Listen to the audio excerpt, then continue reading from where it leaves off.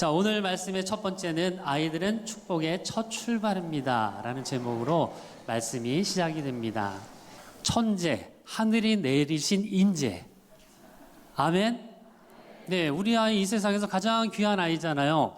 천재 맞습니다. 똑똑하게 자라기 위해서 키우는 거는 우리 그 아이의 스스로의 노력도 필요하고 부모님의 도움도 필요합니다. 자, 우리가 하나님이 우리에게 주신 귀한 존재임을 분명히 기억하시고 우리 아이들을 바라봐 주셨으면 좋겠습니다. 자, 아기들의 얼굴을 한번 떠올려 보시기 바랍니다. 자, 아이가 태어나서 자라면 어떤 사람이 될까요? 성경에 보니까 믿음의 조상 아브라함이 되었습니다. 아닌가요? 맞지요? 자, 아기가 태어났습니다. 자랐습니다. 어떤 사람이 되었을까요? 이스라엘 민족을 이끌어내오는 모세가 되었습니다. 자, 아이가 태어나서 자랐습니다. 어떤 사람이 되었을까요? 하나님의 복음을 전하는 이사야 선지자가 되었습니다. 자, 아이가 태어나서 자랐습니다. 어떤 사람이 되었을까요? 이 세상을 죄 가운데 구원하러 이 땅에 오신 예수님이 되셨습니다. 아기가 태어나서 자랐습니다. 어떤 사람이 되었을까요? 이 자리에 있는 우리 모두가 되었습니다. 자, 우리 모두는 누구죠? 그리스도인입니다. 우리는 아기가 태어나서 자라서 어떤 사람이 되었을까? 자, 돈이 많고 능력이 많고 권세가 많고 이런 걸 상상하기보다 한번 따라해 보실까요? 그리스도인이 되었다. 이것이 마지막의 지향점이 됐으면 좋겠습니다. 그래서 아이들은 축복의 첫 출발입니다. 아멘. 자, 인사하겠습니다. 친구들 안녕하세요. 안 돼요. 어린이부만 인사하잖아요. 지금은 여기 계신 모든 분들이 어린이십니다. 한 번만 더 인사하겠습니다. 친구들 안녕하세요. 자, 저희 어린이부가 앞으로 이만큼 부흥하기를 소망합니다. 아멘. 저는요, 어린이부 박미나 전도사입니다. 여러분들은 좋아하는 음식을 드실 때 얼만큼 드셔야 양이 차시나요? 우리 아이들은 먹는 걸 얼마나 좋아하는지 모릅니다. 그리고 달라고 하면 나 혼자 먹으려고 할 거예요. 나눠주려고 하지 않을 거예요. 자, 오늘 저와 함께 살펴볼 그 말씀의 상황도 먹을 것이 많이 필요했고 모두가 배가 고팠을 상황이었습니다. 함께 살펴보도록 하겠습니다. 요한복음 6장 5절에서 10절까지 말씀입니다. 함께 읽도록 하겠습니다. 시작. 예수께서 눈을 들어 큰 무리가 자기에게로 오는 것을 보시고 빌립에게 이르시되 우리가 어디서 떡을 사서 이 사람들을 먹이겠느냐 하시니 이렇게 말씀하심은 친히 빌립을 시험하고자 하심이라. 빌립이 대답하되 각 사람으로 조금씩 받게 할지라도 200데나리온의 떡이 부족하리이다. 여기 제자 중 하나 곧 시몬 베드로의 형제 안드레가 예수께 여짜오되 여기 한 아이가 있어 보리떡 물고기 2마리를 가지고 있나이다. 그러나 그것이 이 많은 사람에게 얼마나 되겠사옵나이까. 예수께서 이르시되 이 사람들로 앉게 하라 하시니 그곳에 잔디가 많은지라 사람들이 앉으니 수가 5,000명쯤 되더라. 한 곳만 더 찾아보겠습니다. 마태복음 15장 38절 말씀입니다. 함께 읽겠습니다. 먹은 자는 여자와 어린이 외에 4,000명이었더라. 아멘. 방금 읽은 말씀은요, 오병이어 기적의 말씀입니다. 예수님께서 갈릴리 바다 건너편에서 말씀을 전하실 때 많은 무리들이 예수님을 따라 예수님의 천국 복음에 대해서 말씀을 들었습니다. 그런데 주변에 아무리 둘러봐도 먹을 것이 없는 거예요. 먹을 것이 하나도 없었어요.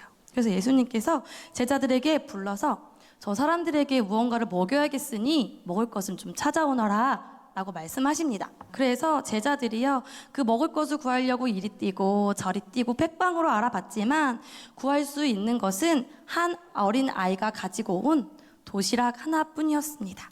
보리떡 5개와 물고기 두 마리가 들어 있었습니다. 자, 그곳에는요, 몇 명의 사람들이 있었는지 아시죠? 네, 맞습니다. 어린아이와 여자를 제외하고 4,000명, 다 포함해서는 5,000명이 있었다고 합니다. 물고기 2마리와 보리떡 5개로 그 수많은 사람을 먹일 수 있을까요? 먹일 수 있을까요? 아니요. 현실적으로 보면 불가능한 일이었습니다. 그런데 한 어린아이가 믿음으로 그 도시락을 가지고 나아옵니다. 그런데 제자들이요, 제자가 그 도시락을 받고 나서 무슨 생각을 했냐면, 겨우 요걸 가지고 이걸 어떻게 많은 사람들 다 먹이담? 이거 어떡하지? 하면서 부정적인 마음과 먹을 것이 없는 거에 대한 불평을 가지고 예수님 앞으로 나아갑니다. 어쩔 수 없이 가지고 나간 거죠. 그거밖에 없었으니까요. 하지만 예수님께서는요, 그 도시락, 작은 도시락 위에 축사를 하셨습니다. 그 자리에 있던 수많은 사람들 배불리 먹었을까요? 못 먹었을까요? 맞아요. 배불리 먹을 수 있었습니다. 이 기적은 어디에서부터 시작된 겁니까? 아멘. 맞습니다. 어린아이의 믿음으로부터 시작이 되었던 것입니다. 어린아이는요, 사람으로 인정받지 못하고, 그렇게 여자와 어린아이는 사람으로 인정받지 못하는 존재였지만, 그곳에서 예수님의 말씀을 듣고 말씀을 들은 그 어린아이는 변화가 되었고, 변화된 그 아이의 마음속에는 믿음이라는 것이 생겼습니다. 그래서 예수님을 믿는 마음으로, 너무나 턱없이 부족하고 작은 도시락이었지만 예수님을 믿는 마음으로 도시락을 가지고 나왔던 것입니다. 그런 어린아이의 믿음과 작은 헌신이 많은 사람들에게 기쁨이 될 수 있었던 것입니다. 어린아이는 아까 처음 말씀드렸던 것처럼 먹을 것이 있으면 혼자 먹으려고 합니다. 나누어 먹는 것을 힘들어 합니다. 하지만 그 어린아이가 예수님의 말씀을 듣고 배고픈 상황에서도 자신의 도시락을 아낌없이 들을 수 있었던 아이로 변화가 되었던 것입니다. 변화된 한 어린아이의 헌신을 예수님께서는요, 기뻐하셨을까요? 기뻐하셨을까요? 아멘. 맞습니다. 예수님께서는요, 너무나 기뻐하셨고요. 그곳에 있던 모든 사람들이 모두 다 행복했고 기뻐했습니다. 어린아이의 그 작은 헌신이 그곳에 모여있는 많은 사람들의 기쁨이 되었던 것입니다. 어린아이의 이런 헌신은요, 예수님의 가장 큰 기쁨이 되었던 것입니다. 이처럼 우리 교회는요, 저기 한번 위에 봐주시겠어요? 너무나 예쁘고 귀하고 소중한 어린아이들이 있습니다. 어린이들 손 한번 들어볼까요? 고마워요. 자, 이처럼 어린아이 한 사람이 변화가 되면요, 그 공동체에는요, 큰 변화가 일어납니다. 이 작은 어린아이 한 사람 한 사람이 변화가 일어난다면 우리 교회에는 어떤 변화가 일어날까요? 저는 바라고 원하고 소망하며 기도합니다. 우리 어린아이부 친구들 한 사람 한 사람이요, 예수님을 만나고 예수님을 만남으로 말미암아 그 안에 믿음이 생기고, 그 믿음의 씨앗이 잘 성장하여서 하나님의 사람으로 자란다면, 먼저는 예수님의 기쁨이 되고, 나중에는 하나님의 사람으로, 세상이 감당치 못할 믿음의 사람으로 성장할 것임을 기대하고 소망합니다. 앞으로 교회에서 너무나 예쁘고 귀한 우리 어린이부 친구들을 보신다면요, 이렇게 인사해 주세요. 친구야, 사랑해. 그리고 뭐라고 인사해 주시냐면, 너는 예수님의 기쁨이야 라고 인사해 주시기를 부탁드립니다. 연습 한번 해볼까요? 제가 친구야 라고 하면 사랑해 해주시고요, 친구야 라고 하면 너는 예수님의 기쁨이야 라고 인사해 주세요. 한번 해보겠습니다. 친구야, 친구야, 너는 예수님의 기쁨이야. 감사합니다. 청소년 시기는 삶의 고민에 시작하는 시기이고, 참으로 끙끙 앓는 아픈 시기입니다. 사진 하나 보여주시면 좋겠는데요. 예, 누굴까요?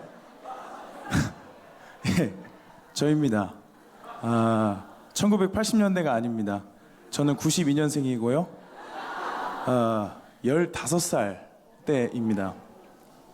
눈빛이 참으로 매서운데 삶에 대한 고민, 나라는 존재에 대한 고민, 인생에 대한 고민이 참으로 많았습니다. 고민을 하다 보면 길이 좀 알아지고 깨달아져야지 되는데 고민을 계속 하면 할수록 더 아프고 더 힘들었습니다. 하나님께 매달려도 보고요. 주변에 좋은 어른들께 조언도 구해봤는데 답이 내려지지 않는 겁니다. 참 감사한 것은요. 저 시기에 저렇게 험악하게 생긴 저 시기에 제 주변에는 좋은 어른들이 참 많이도 계셨다는 겁니다. 모교의 담임 목사님, 또 장로님들, 권사님들, 집사님들, 저를 이끌어주신 교육부서 부목사님, 이분들이 저를 사랑으로 돌봐주셨습니다. 지금으로부터 제가 기억나는 것은 16년 전 일인데요. 17살 여름날이었습니다. 여름날에 장맛비가 무수히도 많이 내리는 밤인데 꼭 그때 우리는 사람이 괜히 감성적이게 되고 괜히 마음이 어려워지잖아요. 바로 그때 제가 인생에 대한 고민과 회의가 가득했었는데 가슴이 너무 답답하고 삶이 너무 힘들어서 부목사님께 전화를 걸었습니다. 시간은 저녁 8시였습니다. 목사님, 제가 너무 힘든데 저 좀 만나러 와주시면 안 돼요? 라고 제가 부탁을 드렸어요. 비가 많이 와요. 그리고 그 목사님은 어린 자녀 2명이 있었습니다. 저 같았으면 살짝 고민했을 것 같은데 이분은 한 걸음에 스타렉스를 끌고 저에게 와 주셨습니다. 그리고 목사님과 한 대화는 기억나지 않지만 그 당시에 목사님이 저를 찾아와 주었다라는 그 기억은 아직도 선명히 남아 있습니다. 저를 지지해 주었던 귀한 어른들, 저를 위해서 기도하며 기다려 주신 귀한 분들이 있어서 오늘의 제가 있음을 기억하게 됩니다. 정말 부족하지만 목사 한민영이라는 이 오늘은 이렇게 귀한 어른들의 중보와 헌신이 있었음을 알게 되는 것이죠. 두 번째 대지를 보여주시면 디모데를 둘러싼 중보자들의 존재입니다. 우리가 함께 읽지는 않았지만 디모데후서 1장 3절 한 번만 보여주시겠어요? 우리 같이 읽어보겠습니다. 시작. 내가 밤낮 간구하는 가운데 쉬지 않고 너를 생각하여 청결한 양심으로 주상적부터 섬겨오는 하나님께 감사하고. 아멘. 사도 바울이 디모데에게 전하고 있는 겁니다. 디모데야, 내가 밤낮 쉬지 않고 기도하는데 끊임없이 너를 생각하면서 기도하고 있다. 그때마다 하나님께 감사하고 있다라고 하면서 감사의 이유가 5절에 나옵니다. 우리 5절도 같이 읽어보겠습니다.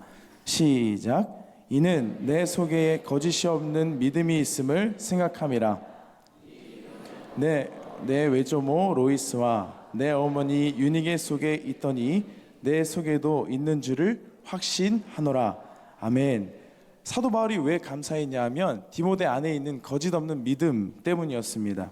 거짓 없는 믿음이라 함은 위선이 없는 믿음, 가식이 없는 믿음, 성실하고도 순수한 믿음을 의미합니다.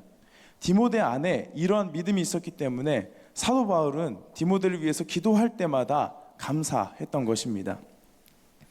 사도 바울은 복음을 위해서 고난받은 사람입니다. 그 사도 바울이 보기에 디모데가 다음 세대의 복음 전도자로서 아주 훌륭한 믿음을 가졌다라고 칭찬하고 있는 것입니다. 바울은 이런 디모데를 참 사랑했습니다. 디모데 전후서에 편지를 남겼고요. 여러 차례 디모데를 아들이라고 부르기까지 했습니다. 이렇게 사도 바울은 복음 안에 바로 선 사람, 거짓 없는 믿음을 소유했던 디모데를 생각할 때마다 하나님께 감사한 것입니다. 그런데요, 5절을 보니까 디모데의 믿음의 출처, 믿음의 시작은 디모데가 아니었습니다. 5절을 계속해서 띄워주시면 바울이 이야기합니다. 이 믿음은 네가 가진 그 거짓이 없는 믿음의 시작은 내 외할머니 로이스와 내 어머니 유니게였다라고 이야기합니다. 디모데 개인이 뛰어나서 거짓이 없는 그 소중한 믿음을 소유했던 것이 아니라 외할머니로부터 내려온 믿음, 어머니로부터 물려받은 그 믿음으로 인해서 디모데가 거짓이 없는 믿음을 소유하게 되었던 것입니다. 그리고 디모데의 거짓 없는 믿음의 배경에는 또 한 사람이 숨어 있습니다. 바로 사도 바울입니다. 바울이라는 귀한 멘토의 존재가 있었기에 디모데는 훌륭하게 성장할 수 있었는데요. 화면 말씀 보여주시면 3절의 상반절입니다.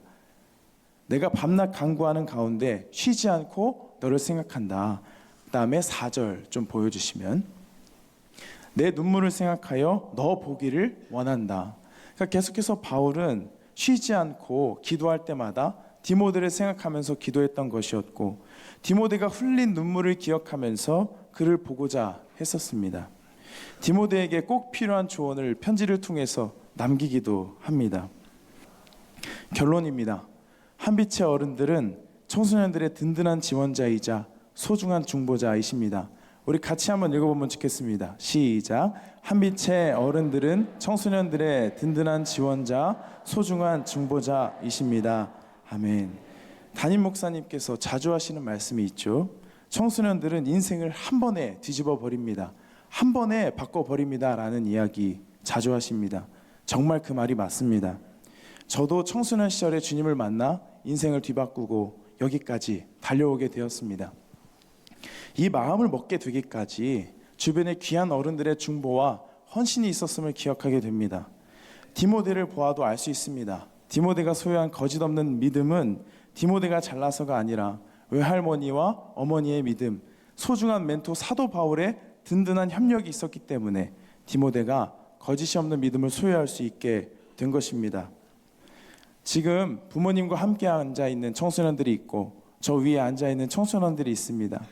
이 아이들도 이 시대의 소중한 디모데들로 살 수 있는 가능성이 충분히 담겨 있습니다. 이 복음에 충성된 믿음의 사람으로 살 그 가능성은 오늘의 현실로 바뀌게 되는 그 첫 출발점이 우리들의 기도입니다. 복음에 충성된 믿음의 사람으로 거듭날 가능성이 오늘의 현실로 바뀌는 그 출발점은 우리의 기도. 이것을 잊지 않고 우리 청소년들을 위해서 그리고 우리 아이들을 위해서 늘 기도해 주시기를 부탁드립니다. 감사합니다. 어렸을 때는 빨리 어른이 되고 싶었습니다. 세상에 늘 도전하며 위대한 꿈을 꾸는 시기가 바로 청년의 시기인 줄로 믿습니다. 그래서 여러분, 우리 청년들 괜찮습니다. 누구는 아프니까 청춘이라고 하고 현실의 어려움만을 자꾸 이야기를 합니다. 그러나 모든 것은 아직 열려 있습니다. 아직 인생의 최종 단계에 오지 않았습니다. 청년 여러분, 기대하십시오. 청년은 앞으로 나아가고 도전해야 할 시기입니다. 실패해도 괜찮습니다. 어려운 상황을 만나도 절망해도 괜찮습니다. 괜찮습니다. 그래서요, 믿음으로 도전의 길을 선택하십시오. 성경에서요, 청년이라는 단어요, 히브리어로 뭐라고 나오냐면 바후르 나옵니다. 바후르. 히읗 바후르라 되어 있는데 사실은 키읔에 가까운 히읗입니다. 그래서 바후르가 청년인데 이 어원이 바하르에서 왔어요. 바하르. 그래서 현대해블에서 리브호르 하면은 선택하다는 뜻이 있습니다. 그래서 여러분, 청년은 선택하는 때예요. 선택하는 시기입니다. 부모의 밑에서 어린아이 시절과 청소년의 시절을 보내고 이제 스스로 새로운 인생의 여정 가운데 여러 가지를 선택해야 하는 시기, 바후르가 바로 청년들인 거죠. 무엇을 선택해야 합니까? 바로 믿음으로 도전의 길을 선택해야 할 줄로 믿습니다. 그런데요, 분명한 것은 청년의 때에 내가 원하고 바라는 좋은 장밋빛 미래만 약속되지 않는다는 거죠. 선택을 하고 믿음의 도전의 길을 선택을 했지만 그게 장밋빛 인생을 보장하지는 않는 겁니다. 순간순간 선택의 어려움에 또한 직면합니다. 그러나 그럴 때마다 이 말씀을 우리가 함께 기억하면 좋겠습니다. 디모데후서 2장 22절입니다. 함께 읽겠습니다. 또한 너는 청년의 정욕을 피하고 주를 깨끗한 마음으로 부르는 자들과 함께 의와 믿음과 사랑과 화평을 따르라. 아멘. 그래서 청년의 때에 함께 신앙생활하는 것이 너무나 중요합니다. 주를 깨끗한 마음으로 부르는 자들과 함께, 내 주위 믿음의 동료들과 함께 주의 길을 선택해야 할 줄로 믿습니다. 또한 건강한 교회 안에서, 특별히 우리 한빛 가족 안에서 믿음의 선배인 우리의 부모 세대, 교역자, 담임 목사님의 지도를 받아서 또 성경에 뭐라 나오죠? 의와 믿음과 사랑과 화평을 따르라. 할렐루야. 그래야 이 땅에서 믿음의 도전의 선택을 할 때 용기가 생기게 되는 것입니다. 믿음으로 도전의 길을 선택하는 거 쉽지 않습니다. 그러나 골리앗과 같은 이 세상 가운데 여호와의 이름으로, 만군의 여호와의 이름으로 담대히 나아갈 때 그 세상을 넉넉히 이기고도 남는 우리 청년의 시절이 될 줄로 믿습니다. 오늘 우리가 5분의 설교자로 말씀을 듣고 있는 중인데요. 영유아부 아이들은 우리가 함께 말씀 묵상했습니다마는 그 아이들이 태어났다는 거, 그 아이들이 울어준다는 거, 그 아이들이 엄마 아빠하고 눈빛을 맞춘다는 것만으로도 우리의 소망이 되어야 할 줄로 믿습니다. 우리 사랑하는 어린아이들, 힘없고 별것도 아닌 것처럼 보이지만 하나님 말씀을 듣고 그 아이들은 주저함이 없이 순종하고 또 따르는 아이들이기 때문에 우리가 그 아이들을 믿음으로 양육하고 길러줘야 할 줄로 믿습니다. 그 청소년 시기에 좋은 부모를 만나고 좋은 어른을 만나고 좋은 공동체를 만나면 아이들의 인생이 뒤집어집니다. 제가 오늘 마지막 설교자로 여러분에게 말씀드리고 싶은 것이 그건데요. 이 모든 인생의 전 영역에 걸친 사람들을 함께 묵상하고 오늘 설교의 마지막 갈무리로 함께 말씀을 나누어 봐야 될 일은 반드시 부모가 필요하고 반드시 어른이 필요하다는 거예요. 여러분, 집을 지으면 땅을 파고 기소를 하고 그 위에 기둥을 세웁니다.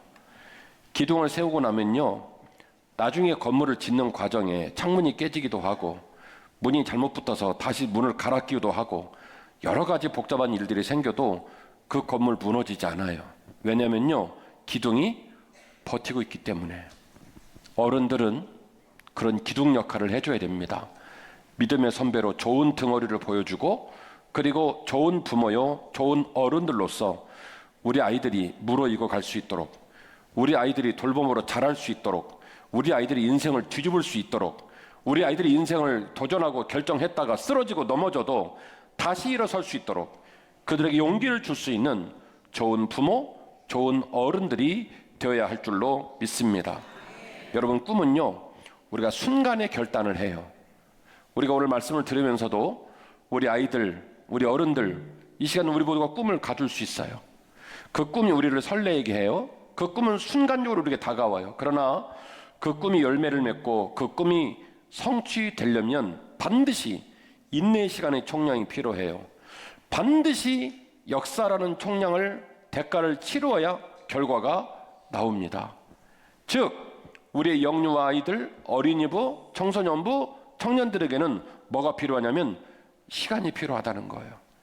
그들이 무르익을 수 있도록, 그들이 빛을 발할 수 있도록, 그들이 잘못된 실수를 바로 잡을 수 있도록 그들이 익어갈 수 있는 시간이 필요하다는 거예요. 그리고 그들이 그 익어가는 일들을 포기하지 않도록 그들의 앞에서 우리가 좋은 어른, 좋은 부모, 좋은 공동체의 선배들로서 좋은 등어리를 보여주어야 할 줄로 믿습니다. 살면서 실수를 하고 폭주하다가도 목사님 만나면, 장로님 만나면, 권사님 만나면 위로가 되고 용기를 얻고 정신이 번쩍 드는 그런 교회가 되면 우리 교회는 진짜로 좋은 교회가 되는 겁니다. 오늘 목사님 읽어준 본문의 말씀이죠. 스스로 속이지 말라. 하나님은 업신여김을 받지 아니하시나니 사람이 무엇으로 심든지 그대로 거두리라. 9절 말씀인데요. 우리가 선을 행하되 낙심하지 말지니 포기하지 아니하면 때가 이름에 거두리라. 다시요. 우리가 선을 행하되 낙심하지 말지니 포기하지 아니하면 때가 이름에 거두리라. 그러므로 우리는 기회 있는 대로 모든 이에게 착한 일을 하되 더욱 믿음의 가정들에게 할지니라.